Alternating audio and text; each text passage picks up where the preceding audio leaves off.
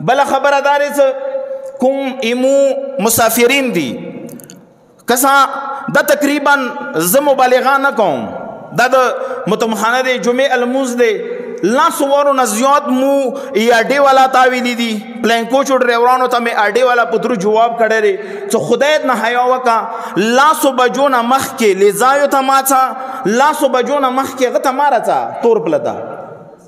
دا موتر مشاویلی دي حتی چې کوم نامې لیسټو کې لیکای شي د ګوډو چې اوس مثلا 30 ګوډي شو او هغه ورسره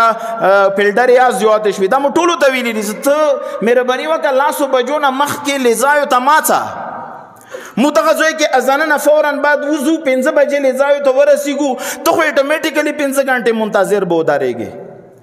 ویلې چې حکومت ویلي دي چې موږ پرې بیډي نه وي کړي لیارې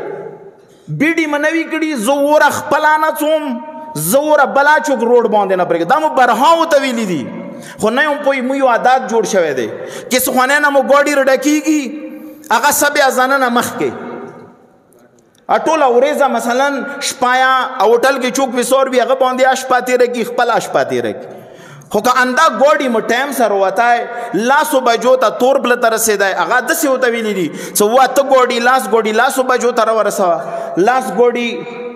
ایولسو بجو ته لاس ګوډي 12 بجو تر ورسوه چې ما که یو مسافر الیاره کې منټ ازیات نشي افسوس خبره داري چې مودي ځانا سبې المنځنه مخکې وضو هغه طرفه سبې المنځنه مخکې رسو دا مو ته برهاوی دي زه بیا افیل کوم دا د جمعې خطبې نه چې مهرباني وکړه د مسافرانو سره زیاتای ما کوه مو دغه ځای کې تنه تکلیف کې شو ویلې چې مسافر تکلیف کې دي مو ته تکلیف رسیږي دالته وخت ماڅه که خامخا په خبر کې سخوانه کې مشکل وي اراشه رئیسانو هوټل کې خمزدار انتظار وکړه انو بجو ته تور پلته راشه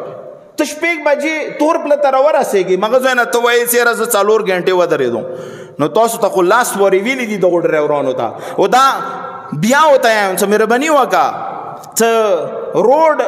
څو پرې دغه صورتحال کې دی لاسو نه مخکې مارڅه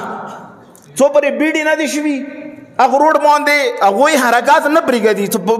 مومونه چیک نه وي شوي نو دا اپیل دی چې په کار دی مو ډرایوران صاحبان هغه دغه خبرې خیال وساتي اډې والا دغه خبرې خیال وساتي چې لاسو نه مخکې لیزایو ته ماڅي لاسو نه مخکې تور پلته مارڅي چې مسافرانو ته مشکلات جوړ نه وي داسې ځای کې وي چې هغه ځای کې مسافران آرام کې وي